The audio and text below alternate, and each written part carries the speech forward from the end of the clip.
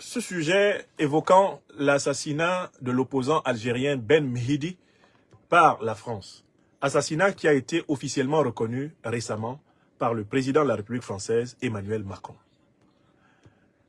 Un article de France 24 évoque cette reconnaissance. Et je voudrais qu'on écoute l'article de France 24, qui est ici la base de réflexion, à partir de laquelle je voudrais aller plus loin. Écoutons cet article, fidèle à la méthode que vous connaissez, la méthode du manger piment dans leur propre bouche. Vous connaissez cette méthode, mes amis, n'est-ce pas? Vous la connaissez. La méthode du manger notre piment dans leur propre bouche. Alors, je vous prends le petit article de France 24 et la chaîne officielle française commente ici la décision du président Macron de reconnaître l'assassinat de Larbi Ben Mhidi par des militaires français. Alors, il y a un tout petit élément assez intéressant là-dessus. Hop. Ok. Alors, ça, c'est dit par... Je prends ça. Hop. À mes côtés sur ce plateau, je précise que vous venez de signer un début de la guerre, recueillement et souvenir dans le pays le 1er novembre. Hop. On en vient maintenant à l'Algérie, 70 ans après le début de la guerre, recueillement et souvenir dans le pays. Le 1er novembre 1954, un appel au soulèvement parcourt le pays, point de départ d'une guerre qui durera plus de 8 ans, près de 8 ans, avant la libération en juillet 1962. Et c'est précisément en ce jour que le président français Emmanuel Macron reconnaît que le dirigeant du FLN, Larbi Ben Mhidi, a été assassiné par les militaires français. Karim Yayaoui, vous êtes à nouveau de mes côtés, à mes côtés sur ce plateau. Je précise que vous venez de signer un sujet, un reportage diffusé en ce moment sur nos antennes et disponible sur notre site internet, Toussaint Rouge, pour qualifier ce 1er novembre 1954. On vient ensemble sur cette déclaration du président français dont les mots ont été choisis.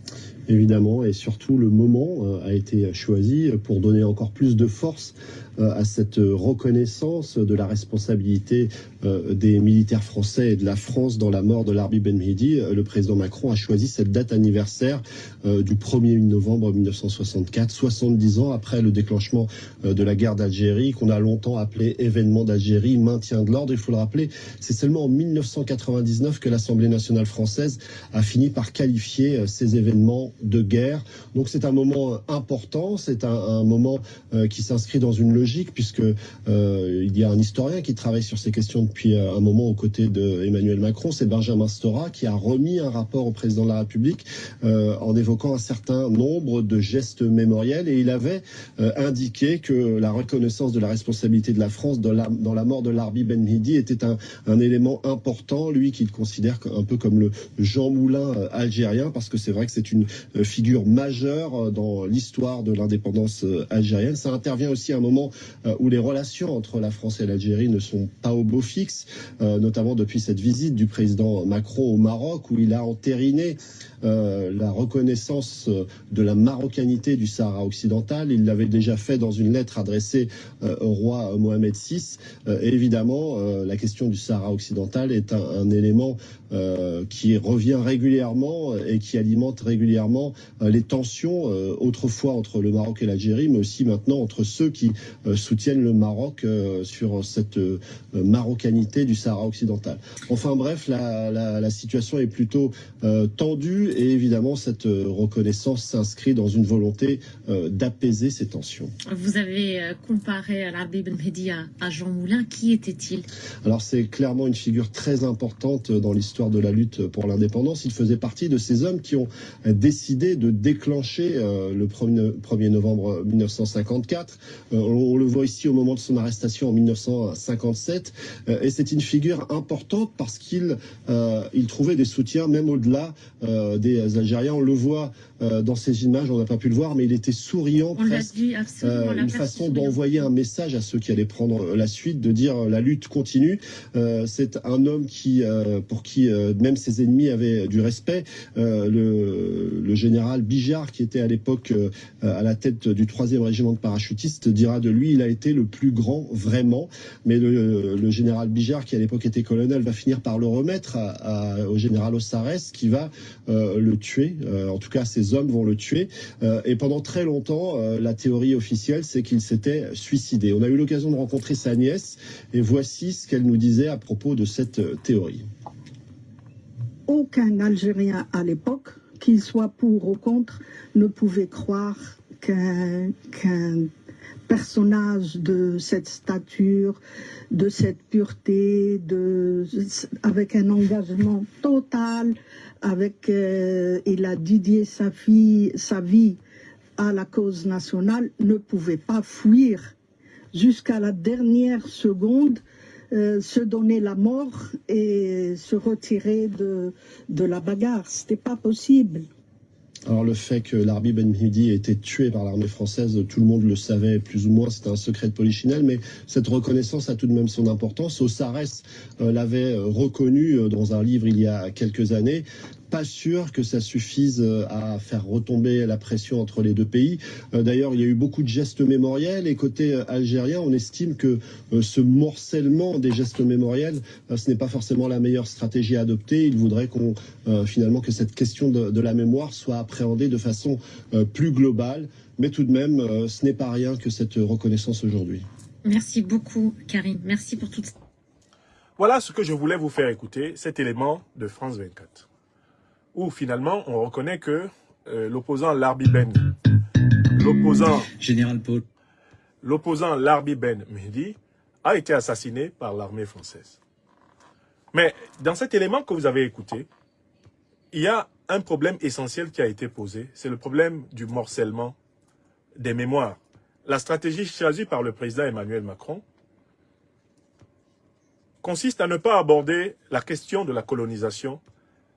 Certes, cette question-là a des variantes, mais de ne pas l'aborder dans sa totalité, dans sa globalité. Afin de réaliser définitivement, pour ainsi dire, l'état des lieux de la décolonisation et de démanteler toutes les dernières structures coloniales de la relation franco-africaine. On a parlé ici du morcellement de la mémoire. Le fait de prendre un cas par-ci, un cas par-là, de dire un mot gentil sur tel cas, en ignorant les autres. Cette manière de procéder comme dans une espèce d'épicerie de la mémoire, c'est elle qui est dénoncée par le journaliste qui est interviewé dans cette séquence.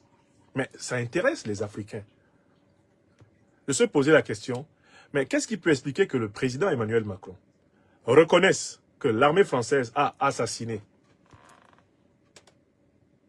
l'opposant, le résistant Larbi Ben Mehdi, algérien du FLN, mais qu'elle soit incapable de reconnaître l'assassinat devant l'Hôtel Ivoire en novembre 2004 de près de 60 Ivoiriens par la même armée française. Ça s'est passé il y a à peine 20 ans. Novembre 2004. L'armée française tire sur une foule de partisans du régime Gbagbo massés devant l'Hôtel Ivoire. Elle n'était pas menacée de mort. Il lui était simplement demandé de rebrousser chemin parce qu'elle s'était un peu trop rapprochée de la résidence de celui qui était alors le président de la République de Côte d'Ivoire, Laurent Gbagbo. L'armée française a tiré ce jour-là, une soixantaine d'Ivoiriens ont été tués. Comment le président de la République française, qui reconnaît l'assassinat par l'armée française de l'opposant, Ben Mehdi, est-il capable de penser que l'opinion a oublié tous les autres crimes que cette armée a commis et dont lui, il ne parle pas? Quel est le sort qui doit être fait de tous les massacres coloniaux? Le président Emmanuel Macron a dit le 17 février 2014, en visitant l'Algérie, que la colonisation était un crime contre l'humanité. Alors, qu'est-ce qu'il fait de tous les crimes coloniaux? La notion de crime contre l'humanité utilisée par le président Macron, en droit, renvoie à une catégorie d'infractions qui sont imprescriptibles. c'est-à-dire dont on ne peut pas dire qu'on ne doit pas les poursuivre parce qu'elles ont été commises il y a longtemps. Quand il utilise l'expression crime contre l'humanité, le président Macron reconnaît la nécessité de juridiciser l'affaire, de judiciariser l'affaire, de porter l'affaire devant les tribunaux. Tous les grands massacres coloniaux doivent être jugés. Les massacres qui ont eu lieu pendant la période des luttes pour l'indépendance, ces massacres doivent être jugés. Les assassinats des leaders souverainistes, indépendantistes africains, ces assassinats doivent être jugés. Et il y a quelqu'un qui a fait un travail remarquable sur ce sujet, un travail qui est cité dans plusieurs officines de recherche ici en France. Je m'en vais vous citer le travail de cette personne qui peut nous éclairer sur ce que je veux dire. Le fait qu'il faut affronter massivement la question coloniale, affronter massivement la question des crimes de guerre coloniaux, néocoloniaux, affronter massivement la question des crimes contre l'humanité pendant la période coloniale, depuis la période négrière jusqu'à la période coloniale et même néocoloniale, il faut les affronter massivement et mettre en place un mécanisme structurel. Judiciarisation, donc on juge les affaires dans les tribunaux, condamnation, on condamne, parce que ce sont des crimes de guerre, des crimes contre l'humanité, et qu'est-ce qu'on fait? On répare. Les réparations. On répare. Il faut réparer. Alors, je regarde la référence que je veux vous citer. C'est un ouvrage qui a été publié. C'est un ouvrage qui a été publié en 2020. Leader assassiné en Afrique centrale, 1958-1961, entre construction nationale et régulation des relations internationales. C'est un article du Monde diplomatique. Et Karine Ramondi est autrice de cet ouvrage, publié chez l'Harmattan, 550 pages. Elle dit ceci. Anne-Cécile Robert nous donne le résumé suivant. L'historienne Karine Ramondi propose une étude minutieuse des luttes politiques menées par les leaders indépendantistes d'Afrique centrale au tournant des années 60. On découvre comment ces hommes politiques, disposant de peu de moyens, ont affronté des administrations occidentales puissantes qui limitaient leurs mouvements et leur liberté d'expression. Qui limitaient leurs mouvements et leur liberté d'expression. Qui limitaient leurs mouvements et leur liberté d'expression. Organisaient leur surveillance. Utilisaient la calomnie avant de finalement recourir au crime. Je reprends cette phrase. On découvre comment ces hommes politiques, disposant de peu de moyens, ont affronté des administrations occidentales puissantes qui limitaient leurs mouvements et leur liberté d'expression. Organisaient leur surveillance. Utilisaient la calomnie avant de finalement recourir au crime. Et Anne-Cécile Robert continue d'écrire.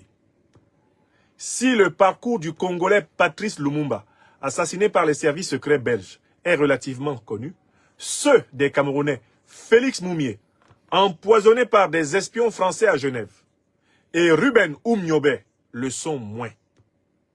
Après avoir vainement plaidé sa cause aux Nations Unies, Oumniobé choisit la lutte armée et sera tué, puis défiguré par des soldats français. Il est aujourd'hui presque ignoré dans son propre pays.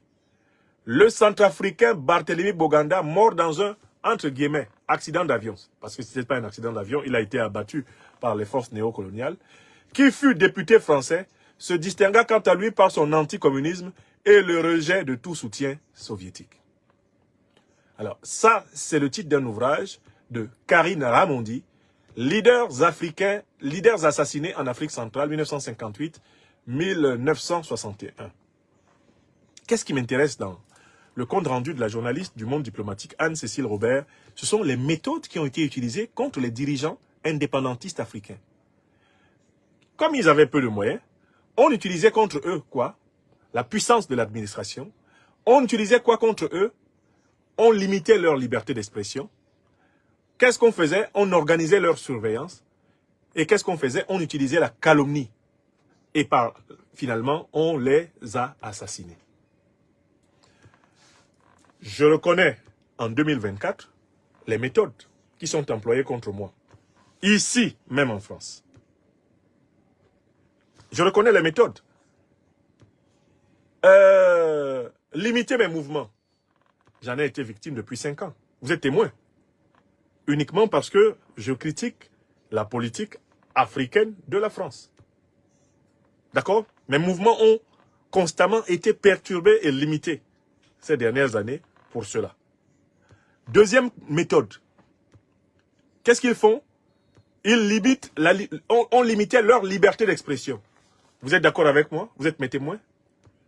Pour simple fait de critique intellectuelle de la domination, parce que je veux le retrait total des bases militaires étrangères du sol africain et des bases militaires françaises en particulier, parce que je veux la suppression du franc CFA, la fin de l'ingérence des puissances étrangères dans le choix des dirigeants africains et la renaissance de la civilisation négro-africaine, on fait tout pour m'empêcher de parler. Vous étiez là, n'est-ce pas? Pendant 1 mois, lorsque cette chaîne YouTube a été piratée, que l'on s'est emparé de ma boîte mail personnelle pendant 1 mois. Vous étiez là, non? Vous êtes bien mes témoins. Limiter la liberté d'expression. On organisait leur surveillance. Vous voyez très bien ce qui m'arrive. Comme à beaucoup d'autres porte-parole de l'émancipation africaine de ce temps. Une vie sous surveillance. Les téléphones sur écoute. Les ordinateurs sur écoute. La moindre sortie du territoire, eh bien, on est soumis à des interrogatoires, surveillance permanente. Et enfin, on utilisait la calomnie. Donc, des accusations infondées. Oh, c'est un agent de la Russie. Oh, on lui a donné des dons, il a détourné les dons qu'on lui a donnés. C'est de la calomnie. Ce que je voulais attirer votre attention sur le fait que les méthodes qui ont été utilisées contre les leaders de la revendication d'indépendance sont celles qui sont utilisées aujourd'hui contre les militants, les activistes, les intellectuels et les leaders panafricanistes de toute espèce. Ce sont exactement les mêmes méthodes. Et quand ils n'en peuvent plus dans les années 50-60, qu'est-ce qu'ils font? Ils tuent. Et c'est comme ça que Larbi Ben Mehdi a été tué. Ce qui m'intéresse dans cet ouvrage de Madame Ramondi, c'est qu'elle fait la liste des méthodes du colonialisme et du néocolonialisme. Et quand on connaît la liste de ces méthodes, et qu'on regarde ce qui se passe aujourd'hui, on se rend compte que le colonialisme et que le néocolonialisme n'ont pas disparu. Vous êtes d'accord avec moi ou pas? Est-ce que ces pratiques-là, qui datent de la période coloniale, ont disparu? Alors, si des pratiques néocolonialistes, si des pratiques colonialistes envers les Africains n'ont pas disparu, quelle est la valeur de la reconnaissance de l'assassinat de Larbi Ben Mehdi par l'armée française? Ça vaut quoi?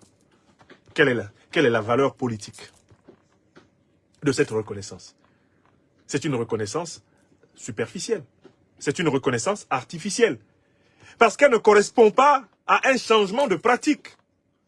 Elle ne correspond pas à une époque où on a vraiment renoncé à réduire par l'intimidation administrative, policière, justicière, à réduire par la limitation de la liberté d'expression, à réduire par la surveillance, à réduire par la calomnie, le montage de faux procès, l'instrumentalisation de la justice, les voix qui disent la vérité sur l'Afrique. Est-ce que vous comprenez? Je cite une deuxième source qui m'a également intéressé, un deuxième article qui m'a vraiment intéressé. C'est un article qui recense le travail du chroniqueur français Daniel Schneiderman. Daniel Schneiderman a écrit un essai coup de poing intitulé, je lis l'article de Nicolas Michel, ici publié le 10 novembre 2023 dans Jeune Afrique. Avec un essai coup de poing intitulé « 5 têtes coupées », le chroniqueur français Daniel Schneiderman revient sur les horreurs de la colonisation française, trop souvent minimisées dans le récit national. C'est Daniel Schneiderman, c'est pas Franklin Nyamsi. Mon défaut, c'est que je suis au courant. D'accord? Ok. Daniel Schneiderman est une personnalité connue du monde des médias français. Journaliste, éditorialiste pour le quotidien Libération, il est le fondateur de l'émission Arrêt sur Image, qui décortique la fabrique de l'information pour en exposer la plupart du temps les travers. avec 5 têtes coupées qui vient de paraître aux éditions du Seuil. L'homme de médias propose une enquête sur la fabrication de l'oubli, relative aux massacres coloniaux commis par la France, comme l'indique le sous-titre de son essai. À l'instar de nombre de ses chroniques, Schneiderman se met en scène avec un constant souci d'honnêteté. Le lecteur doit savoir qui parle et d'où il parle. Voici donc un intellectuel français, blanc, de 65 ans, qui décortique sur près de 200 pages les pires exactions de l'entreprise coloniale française et la manière dont elles ont été gommées, euphémisées, effacées, oubliées du roman national. Si la manière relève parfois du procédé, Schneiderman se présente comme un enfant élevé au début des années 60 dans l'illusion de la France des droits humains, messianique et civilisatrice. Citation. À 5 ans, j'ai déjà un ami noir, écrit-il. Il s'appelle Makoko. Makoko vit avec son papa et sa maman. La maman de Makoko est jolie, le papa de Makoko est noir. Makoko habite dans une case. Dans la case, toute la famille se couche sur une natte. Maman pile le mil et papa tape sur son tam-tam. C'est mon ami Makoko qui m'apprend à lire. Dans ce manuel de lecture syllabique des années 60, le voyage de Makoko à l'école maternelle dans les beaux quartiers de Paris, tout près du musée de l'armée et des canons des Invalides. Fin de citation. La France de l'époque n'enseignait pas, on l'aura compris, les horreurs de la colonisation. Elle le fait un peu plus aujourd'hui. Sans doute pas assez. Depuis longtemps, Daniel Schneiderman n'est plus le petit garçon qui apprend à lire avec son ami, Makoko. Et ce qu'il nous raconte avec son livre 5 têtes coupées, c'est son éveil à la froide réalité de la colonisation. Un éveil qui passe par la rencontre avec une image au musée de l'armée. Cette image, qui donne son titre à l'essai, est une gravure réalisée d'après photographie et reproduite dans le journal L'Illustration numéro 2511. On peut y voir un homme noir accroupi tenant devant lui la moitié évidée d'une calebasse. Sont disposés tout autour, 4 au sol et une sur un billot, des têtes d'hommes noirs. Citation. J'aurais parfaitement pu passer mon chemin. Du pas traînant des visiteurs d'expo, rater cette photo tombée dans l'oubli depuis sa parution dans le magazine L'Illustration, le 11 avril 1891. J'aurais pu ne jamais rencontrer la toute première photo qui a projeté la boucherie coloniale à la face réjouie de la belle époque. Et ne jamais m'interroger. Mais que fait-elle ici? Atrocité intruse, au cœur de ce musée voué à célébrer les exploits de l'armée française? Point d'interrogation, fin de citation. En matière d'exploit, le journaliste n'en est alors qu'au début de cette macabre découverte. Son enquête qui commence par cette image acquise en 2015 par le musée et réalisée à l'époque par le photographe Johannes Barbier va le conduire dans un dédale d'horreur que les spécialistes de l'histoire du continent ne connaissent malheureusement que trop bien. Des os humains à la folie meurtrière de la mission Voulet-Chanoine, des campagnes du commandant Louis Archinard au massacre de Tiaroy, du rapport Brazza aux conquêtes du général Louis Faidherbe, Schneiderman décortique l'histoire coloniale et la façon dont elle n'est pas vraiment racontée. L'écriture est limpide et le journaliste est à son meilleur quand il analyse la portée des images, la manière dont elles sont reçues, utilisées, manipulées, effacées. Outre celle des 5 têtes coupées de Bakel, il s'intéresse aussi à la photographie prise par Alice Seeley Harris en mai 1904, montrant le Congolais Salah, assis face à la main et aux pieds coupés de sa fille de 5 ans, Boali. Mais aussi à celle de Raymond Bonnetin, datée de 1893, où sa fille est assise sur le sol et pose entourée de 13 crânes humains. En détaillant la manière dont il a pris conscience de tant d'horreurs effacées du récit collectif, Schneiderman n'a de cesse de lier ce passé indigeste à un présent dont le moins que l'on puisse dire est qu'il n'a pas totalement évacué les violences raciales ou sexistes. Citant Black Lives Matter et Me Too, invoquant les mises à mort de Naël et de George Floyd, le chroniqueur entend bien exposer ces vérités d'hier qui expliquent parfois les réalités d'aujourd'hui. Citation. Il se trouve que ces 5 bouches mortes m'ont fait la grâce de me chuchoter quelque chose. C'était plutôt inattendu. Désolé. Fermez les guillemets. Écrit-il à propos des décapités de Bakel. J'écouterai jusqu'au bout, et vous aussi, j'espère, de ces corps-là, je me ferai le griot. L'ouvrage de Schneiderman s'intitule « 5 têtes coupées, massacres coloniaux ». Enquête sur la fabrication de l'oubli. Il a été publié chez Le Seuil à Paris. Daniel Schneiderman l'a publié à Paris. Bon. Donc, je tire de tout ceci la conclusion suivante. Il ne sert à rien au président Macron de prendre un événement par là, un assassinat par-ci, pour essayer, pour ainsi dire, de caresser dans le sens du poil tel gouvernement avec lequel la diplomatie française est en difficulté. Dans le cas d'espèce, le gouvernement algérien, après la visite apparemment réussie du président français au Maroc, eh bien, on comprend que l'évocation, la reconnaissance de l'assassinat par l'armée française, eh bien, de l'opposant algérien Mehidi, soit une manière de passer un baume au cœur des autorités algériennes. Bon, mais enfin, ce n'est pas par ce type de mesurette, ce n'est pas par ce type de pichenette, ce n'est pas par ce type de morcellement des mémoires que va être résolu le problème de la relation franco-africaine. Il faut poser dans sa globalité et avec des principes simples et clairs. 1. Que la colonisation est un crime contre l'humanité. 2. Que si la colonisation est un crime contre l'humanité, tous les actes de barbarie qui ont été posés dans le cadre de ce crime doivent être jugés et condamnés par les juridictions africaines au nom des victimes et par les juridictions françaises par principe de reconnaissance. 2. 3. Il faut poser que des réparations conséquentes des crimes coloniaux doivent être consentis par toutes les puissances coloniales, pas seulement la France. C'est vrai pour l'Angleterre, c'est vrai pour le Portugal, c'est vrai pour l'Espagne, c'est vrai pour les États-Unis qui ont bénéficié de la déportation des Noirs.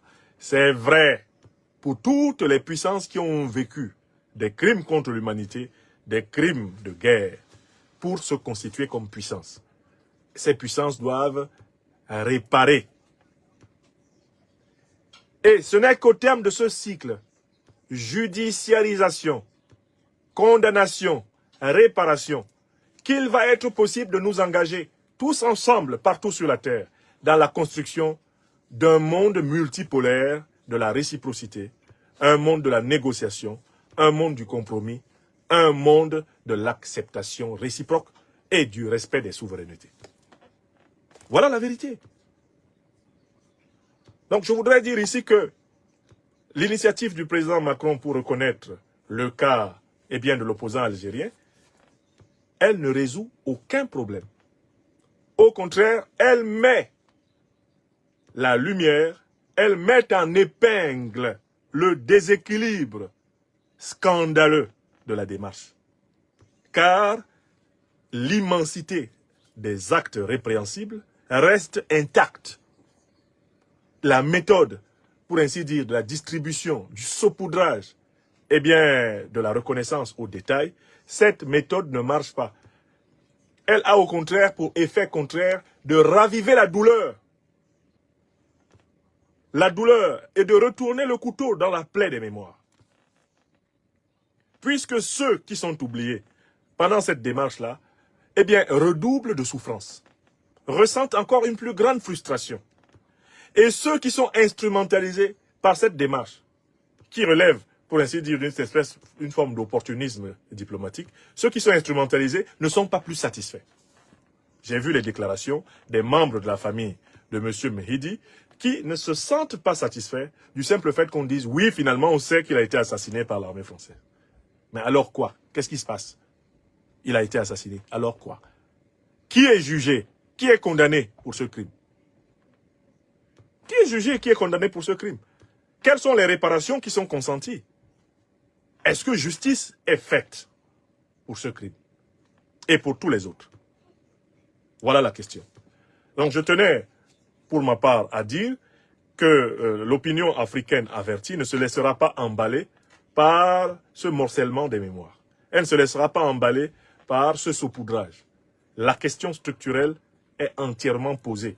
Et c'est sur le plan de la décolonisation structurelle, sur le plan de la judiciarisation des crimes de guerre, des crimes contre l'humanité, sur le plan de la condamnation de ces crimes et des réparations que l'on attend les anciennes puissances négrières, coloniales, néocoloniales, les puissances impérialistes.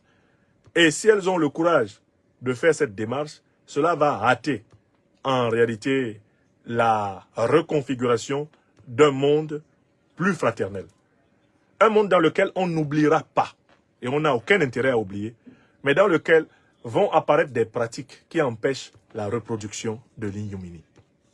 Enfin, ma dernière observation, c'est on ne peut pas donner l'impression de reconnaître les crimes de guerre, de reconnaître la barbarie coloniale, tout en persécutant les militants, les activistes, les intellectuels, les philosophes, les écrivains qui maintiennent vigilante la mémoire contemporaine à propos de ces plaies de l'histoire. C'est-à-dire qu'on ne peut pas être désolé d'avoir réprimé et assassiné Larbi Mehidi et être en train de persécuter Franklin Nyamsi. Pour les mêmes idées, celle de la revendication de la souveraineté des peuples, de la dignité, de la liberté des personnes. C'est pour les mêmes idées que, avec ma plume et mon verbe, eh bien, je me bats aujourd'hui. On ne peut pas d'un côté dire qu'on reconnaît avoir mal fait, alors qu'on continue à mal faire. Il y a un problème dans cette reconnaissance qui se renie elle-même dans sa pratique contemporaine. Il fallait donc dénoncer cette contradiction flagrante et appeler à une véritable révolution morale. C'était le but de mon propos. Aujourd'hui, je crois l'avoir atteint. Veuillez tout simplement vous abonner et activer la cloche de notification pour ne rien rater. Retrouvez KDV sur YouTube, Facebook, TikTok.